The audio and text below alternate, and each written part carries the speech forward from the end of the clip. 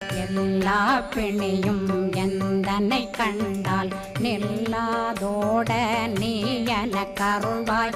ஈரேடுலகம் என குறவாக ஆணும் பெண்ணும் அனைவரும் எனக்கா மண்ணாளரசரும் மகிழ்ந்துறவாகவும் உன்னை துதிக்க உன் திருநாமம்.